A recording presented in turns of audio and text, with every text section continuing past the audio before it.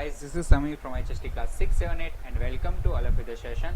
चलो आज मैं लेकर आया हूँ क्लास 7 का हिंदी का लेसन नंबर 7 जिसका नाम है ढूंढते रह जाओगे। ओके, यहाँ पे कुछ पहेलियाँ दी गई है, उस पहेलियों को हमें क्या करना है, सॉल्व करना है और बताना है कि उसका आंसर क्या होगा। ठीक है, पहेली को सॉल्व करके उसका आंसर बताना है हमें।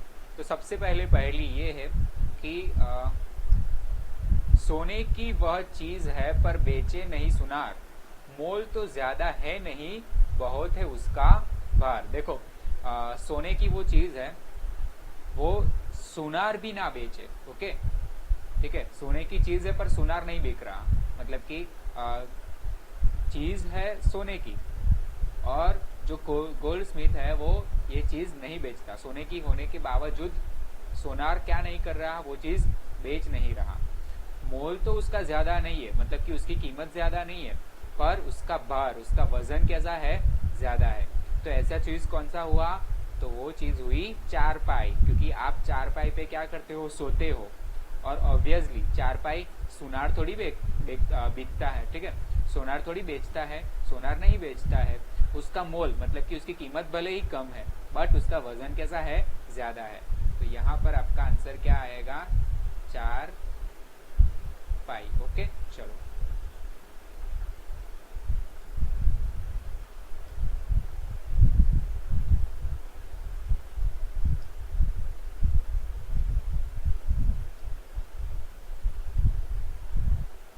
फिर दूसरी पहेली। एक नगर में ढेरों चोर, चोरों का मुंह काला, पूछ पकड़कर खींच दो झट हो जाए उजाला। देखो एक नगर है, उसमें ढेरों चोर है और चोरों का मुंह क्या है, काला है। और पूछ पकड़कर खींच दो तो झट हो जाए उजाला। तो ऐसी कौन सी चीज है, तो वो चीज है माचिस। ओके, चलो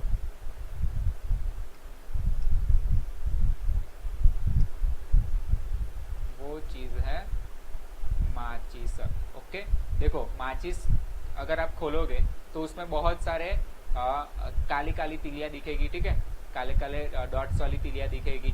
तो उसमें सभी जो चोर है, मतलब कि सभी तिलियां है, उस सभी तिलियों का जो मुंह है वो काला हो गया और उसकी पूंछ पकड़ कर, मतलब कि आप तिली को पीछे से पकड़ते हो और आगे वाला हिस्सा घिस देते हो, खींच देते हो, ठीक है, तो झट हो जाए उजाला। तब जाके माचिस की तिली जो होती है वो जल जाती है और तब आपको उजाला होते हुए देखने को मिलता है। ठीक है, फिर पानी मेरा बाप, पानी ही मेरा बेटा, और मुंह ऊपर करके देखो मैं सबके ऊपर लेटा। देखो पानी क्या है, मेरा बाप है, फिर पानी ही मेरा बेटा है और मुंह ऊपर करके देखो मैं सबके ऊपर लेटा। अब अगर आप बाहर निकल के मुंह ऊपर करके देखोगे तो आपको कौन सी चीज दिखेगी, बादल। ओके, चलो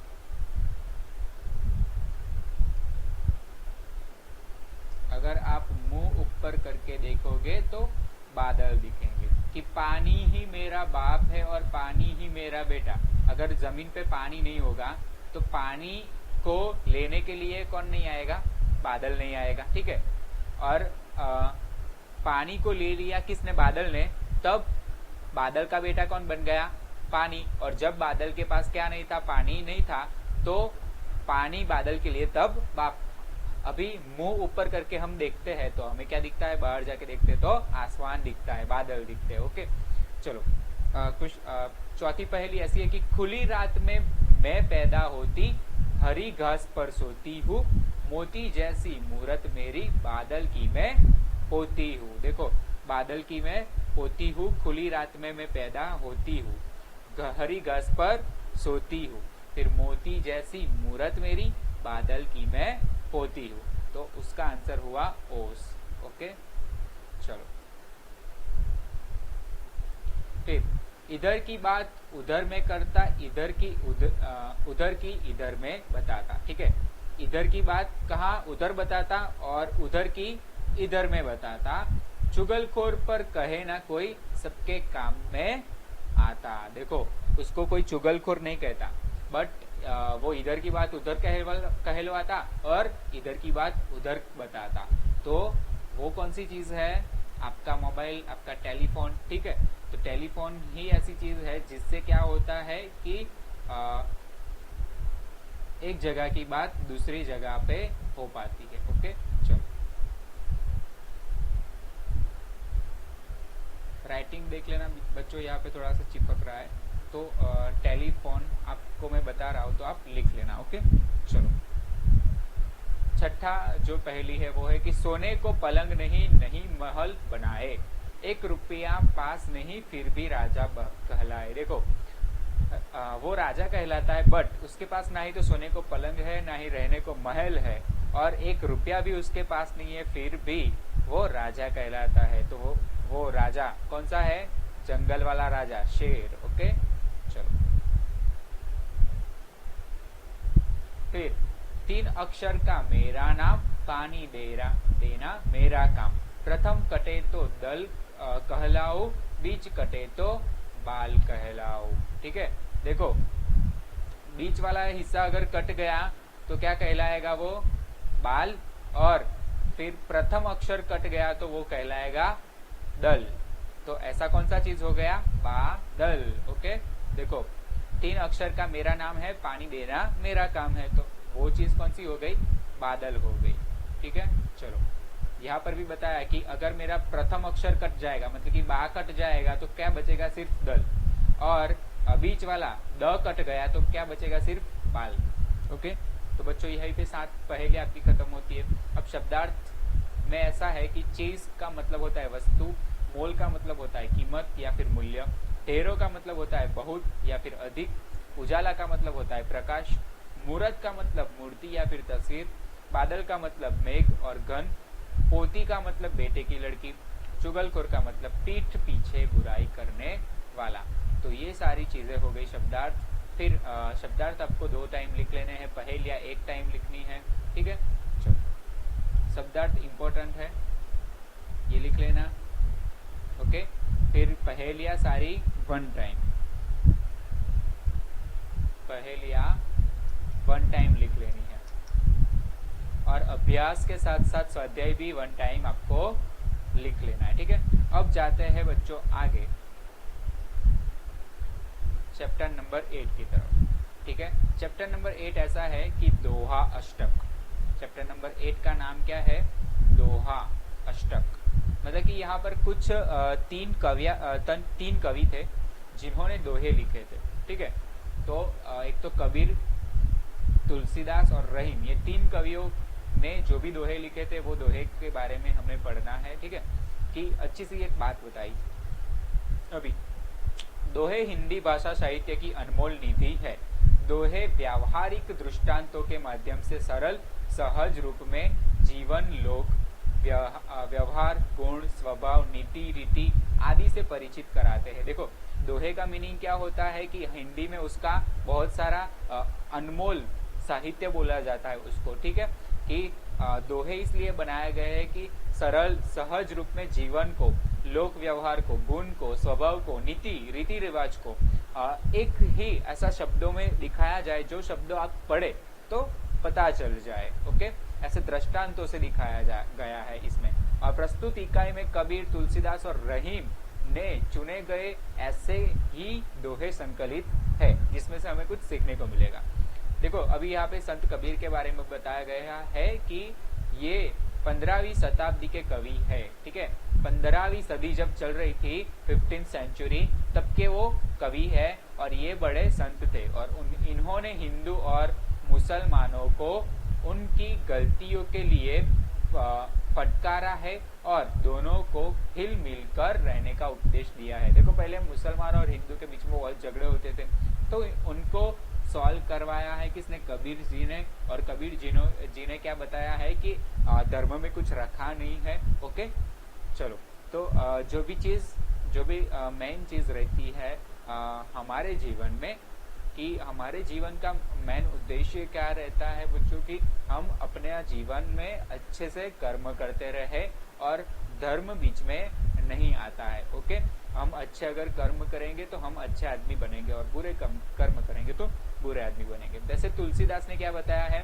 कि ये 16वीं सदी के प्रसिद्ध राम भक्त कवि है और इन्होंने रामचरितमानस नामक प्रसिद्ध ग्रंथ लिखा है। ठीक है। तुलसीदास ने क्या लिखा है, रामचरितमानस नाम का एक प्रसिद्ध ग्रंथ लिखा है। और रहीम, अब रहीम के बारे में पढ़ते तो कि इनका पूरा नाम है अब्दुर्रहीम खान खाना, ठीक है।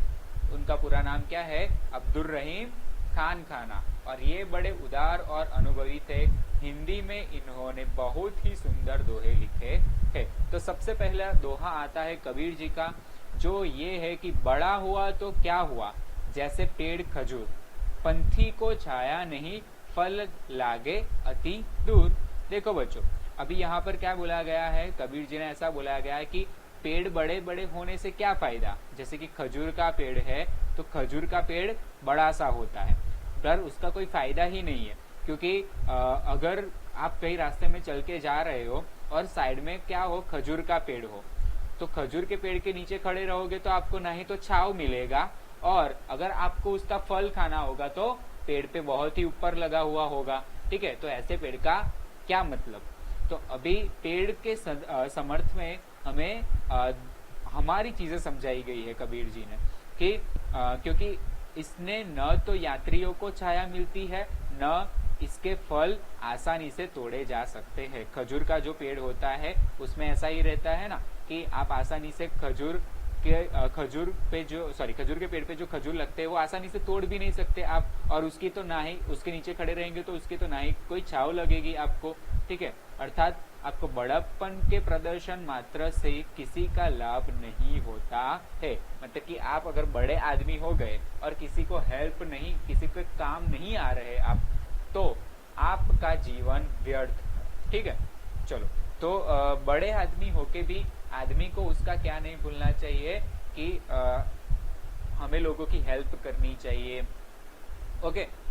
खुद किस मतलब कि छोटे लोग जो है उनको भूलना नहीं चाहिए, सबको हेल्प करनी चाहिए, ठीक है। तो ऐसी बातें बता रहे हैं कबीर जी ने, अच्छा सा दोहा लिखा है। फिर दूसरा दोहा क्या लिखा है कि साधु ऐसा चाहिए जैसा सूप सुभाए और सार सार को गही रहे, थोथा दे उड़ाई। ओके, क्या बोल रहे हैं कबीर जी की साधु ऐसा चाहिए जैसा सूप सुभाए, मतलब कि एक ऐसा सज्जन चाहिए जैसा अनाज साफ करने वाला सूप होता है। आपने देखा होगा आपके घर सुपड़ा होगा, ठीक है। तो सुपड़े में क्या करते हैं, अनाज को एक तरह से साफ करते हैं कि उसमें से जो भी हल्का वाला कचरा है वो एक तरफ चला जाता है, और सूप में क्या रह जाता है, सिर्फ अनाज रह जाता है अच्छा वाला, ठीक है। आपने देखा होगा शायद सूप इस तरह से होता है, ठीक है, इस तरह से होता है।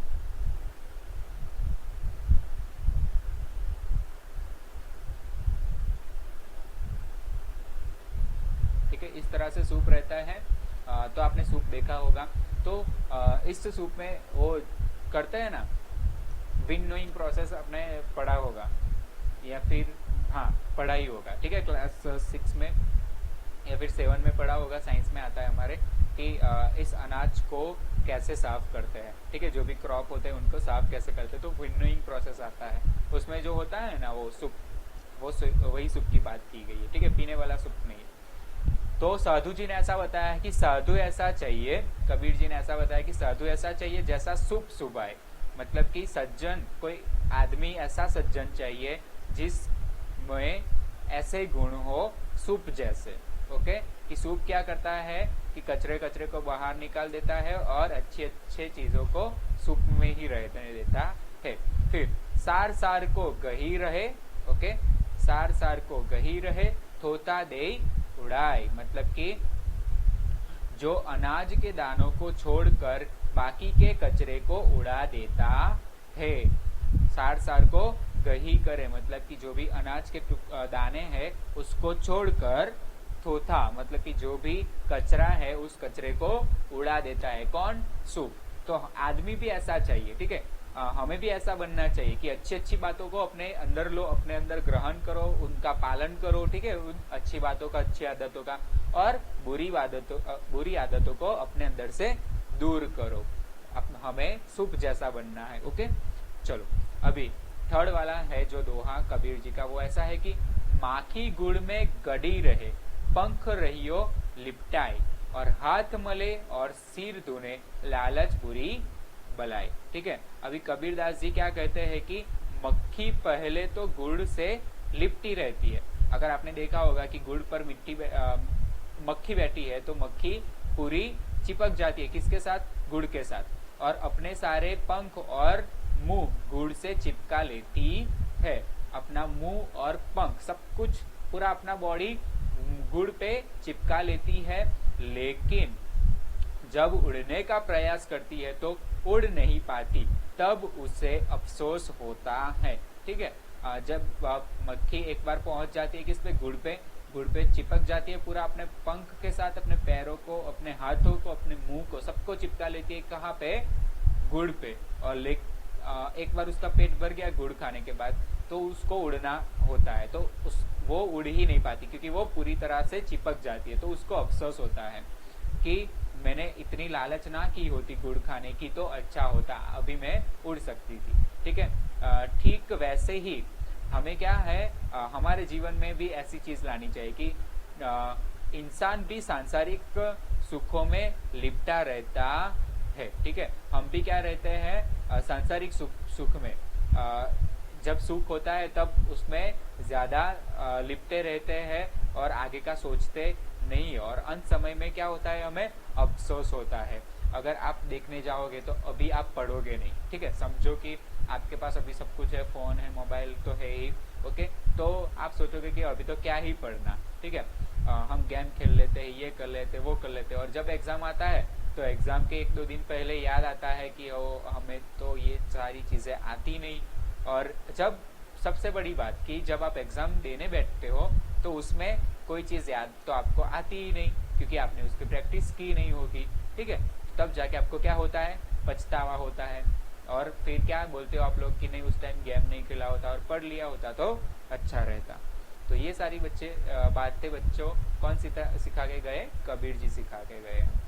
तो ये 3 दोहे जो थे कबीर जी के थे। अभी देखते हैं तुलसीदास जो थे कवि, उन्होंने कौन से दोहे लिखे हैं। ठीक है, चलो अभी देखते हैं कि तुलसी इस संसार में भांति भांति के लोग, सबसे हिल मिल चालिए नदी नाव संजोग। अभी क्या कहते हैं तुलसीदास जी कि तुलसीदास जी कहते हैं इस संसार में तरह तरह के लोग रहते हैं। आप देखते होंगे अलग अलग स्वभाव के लोग होंगे, अलग अलग टाइप के लोग होंगे। ठीक है, पर आप सबसे हंसकर मिलो उन सभी लोगों को, चाहे वो अच्छा आदमी हो, चाहे वो खराब आदमी हो, चाहे वो जैसा भी आदमी हो।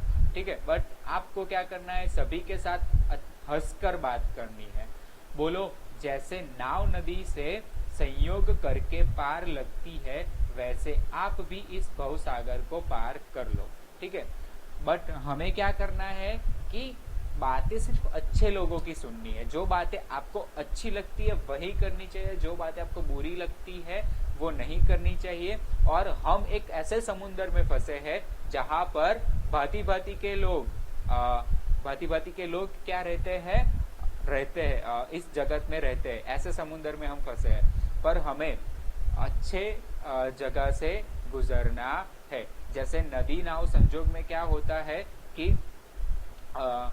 नदी पार करके क्या चले जाना, सागर को पार कर लेना है हमें। ठीक है, नदी कैसा रहता है, नदी का स्ट्रक्चर देखो बच्चों, अगर आप बहते रहोगे ना, आपने नदी देखा होगा, तो नदी या तालाब तो नहीं पर नदी भी मैं बोल सकता हूँ कि नदी में अगर कोई भी कचरा होगा ना, तो आप जैसे ही तैरते जाओगे ना, वैसे ही वो कचरा क्या होता जाएगा, साइड पे, किनारे पे चला जाएगा। ओके, तो आपको क्या करना है, तैरते ही जाना है, तैरते ही जाना है, नदी की तरह आगे निकलते ही जाना है, और ये सारी बातों को पीछे छोड़ते जाना है, तो अपने आप बुरी चीजें दूर होने लगेगी। ओके, चल फिर तुलसी हाय गरीब की कब हु न खाली जाए, मुँह ढोर के चाम से लोह भस्म हो जाए। ठीक है, देखो अभी तुलसीदास क्या बोल रहे हैं,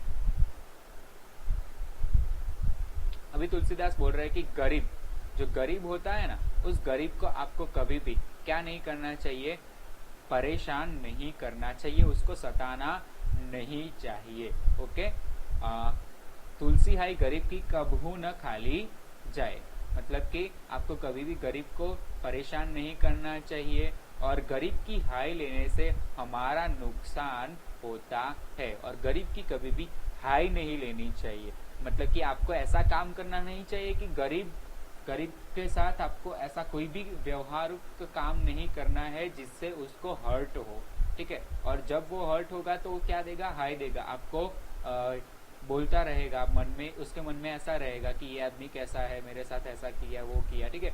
तो ये सारी चीज़ें आपको किसी भी गरीब के साथ या फिर किसी भी लोग के साथ, किसी भी पर्सन के साथ नहीं करनी चाहिए, ठीक है। जब मरे हुए पशु के चमड़े, अब क्या बोल रहे हैं कि मुए ढोर के चाम से, मतलब कि मरे हुए पशु के चमड़े से बनी थोकनी से लोहा जल जाता है, ठीक है। जो भी लोहा रहता है ना, अभी आपने देखा होगा कि इस तरह से है ना, एक चमड़े का बना हुआ एक वो आता है, क्या बोलते हैं उसे, धोकनी आती है, ठीक है। अगर आप लिखोगे गूगल पे तो आपको मिल जाएगा कि blower made of a leather, ठीक है। लेदर का ब्लोअर अगर आप देखोगे तो आपको गूगल पे फोटो देखने को मिल जाएगा, ठीक है। ये चीज सर्च कर लेना।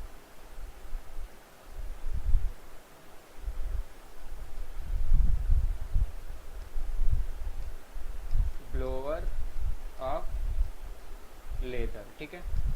अगर ये चीज सर्च कर लोगे आपको तो आपको क्या देखने को मिलेगा, धोकनी देखने को मिलेगी, धोकनी। तो धोकनी क्या आता है, एक तरह का ब्लोअर आता है जिससे ना वो लोहार लोग रखते हैं, तो लोहार लोग वो प्रेस करते रहते ताकि हवा छूटती रहे, और हवा छूटने की वजह से वहां पे जो आग जल रही होती ना लोहे को गर्म करने के लिए, तो वो लोहे को गर्म करने के लिए जो आग जलती है वो आग बढ़ती जाती है, और उसी आग से लोहा क्या होता है, पिघलने लगता है। तो तुलसीदास जी ऐसा कहते हैं कि आप देखोगे कि वो धोकनी से, तो मतलब कि धोकनी बनी हुई होती है जो भी चमड़े से, पशु के जो भी एनिमल है उसके चमड़े से बनी हुई रहती है। अगर वो धोकनी से लोहा पिघला सकते हैं, ठीक है, हम लोहा पिघल सकता है उस धोकनी से, तो गरीब, मतलब कि गरीब आदमी जो जिंदा है, जिसकी आपको हाय लगी है, तो वो गरीब आदमी की हाय आपको तो क्या ही नुकसान नहीं पहुंचा सकती, ठीक है। कितना सारा नुकसान पहुंचा सकती है, ओके। तो जो जिंदा आदमी है, जिंदा आदमी की अगर आपको हाय लगती है तो हाय बहुत ही बुरी चीज है। अगर हाय लगती है तो आपके लिए अच्छा नहीं है, ठीक है। क्योंकि लोग आपको हाय एक तरह से क्या गाली देते हैं लोग, कि ये आदमी ने मेरे साथ ऐसा बुरा काम किया, ये किया वो किया, ठीक है। चलो,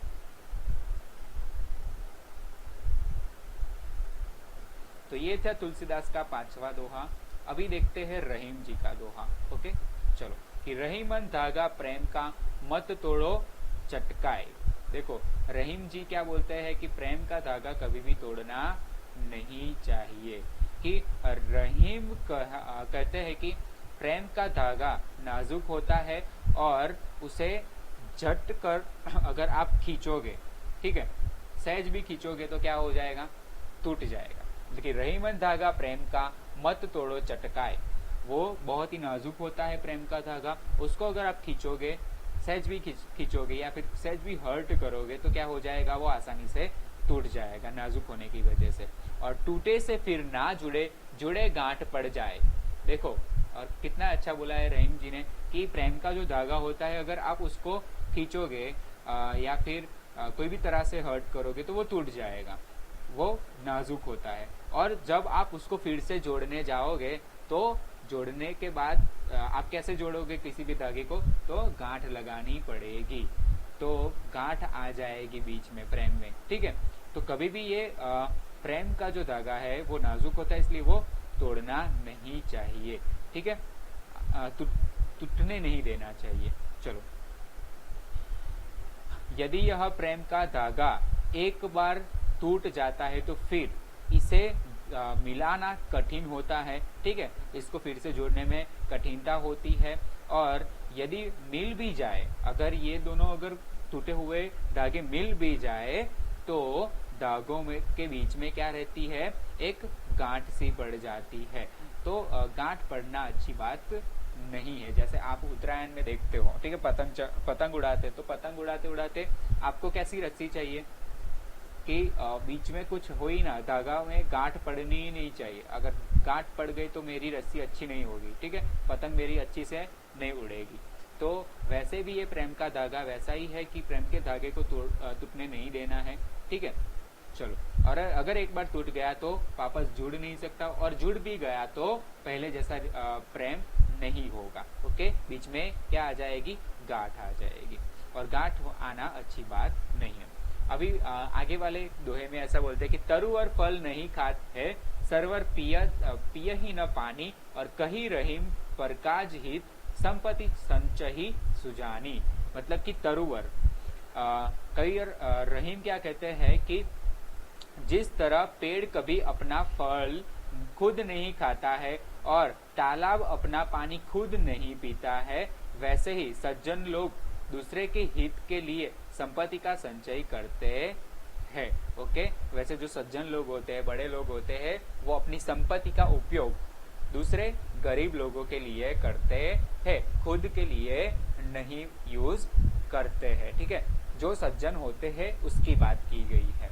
ओके, मतलब कि अगर किसी के पास बहुत सारे संपत्ति है, तो अगर वो संपत्ति अपने खुद के लिए ही यूज कर रहा है तो उसे सज्जन नहीं माना जाएगा। सज्जन कब माना जाएगा, जब वो दूसरों के लिए यूज करेगा।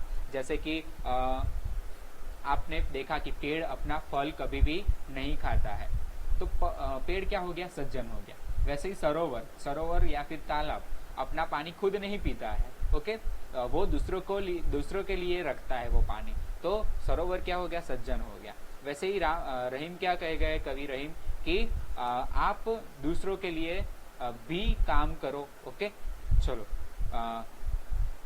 जो भी सज्जन होगा वो दूसरों के लिए अपनी संपत्ति का यूज करेगा। ठीक है, फिर बढ़ते हैं आगे वाले दोहे में कि लास्ट वाला दोहा जो है उसमें है कि रहीमन देखी बड़ेन को लघु न दीजिए डारी, जहां काम आवे सुई कहाँ करे तलवारी। तो यहाँ पर क्या कहना चाहते हैं, रहीम जी कहते हैं कि बड़ी वस्तु को देखकर छोटी वस्तु को फेंक नहीं देना चाहिए। जहां छोटी सी सुई काम आती है वहां तलवार कहाँ काम आती है। ठीक है, देखो बच्चों, ये बड़ा अच्छा सा दोहा दिया गया है रहीम जी ने कि आप है ना, कभी भी आपको अगर बड़ी चीज मिल जाए तो छोटी चीज को भूल नहीं जाना है। ओके, क्योंकि जो काम छोटी चीज, छोटी सी सुई कर सकती है, वो काम तलवार कर सकती है। छोटी सी सुई आपके कपड़े सिल सकती है, क्या तलवार सिल सकती है? तलवार फाड़ जरूर सकती है, पर सिल सकती है? नहीं सिल सकती है। ठीक है, तो ये सारी चीजें मैटर करती है बच्चों कि आपको ये सारी चीजें पढ़ाई जाए। क्यों पढ़ाई जाती है? क्योंकि आपके अंदर ये सारे गुण होने चाहिए। ओके, चलो, तो अब बच्चों शब्दार्थ 2 बार लिख लेना, फिर दोहे जो है 1 बार लिख लेना, और अभ्यास के साथ साथ स्वाध्याय भी 1 बार लिख लेना। ठीक है बच्चों, चलो, तो यहाँ पर आपकी सेमेस्टर 1 की जो हिंदी की बुक थी वो खत्म होती है। फिर मिलते हैं। ओके, चलो, गुड बाय।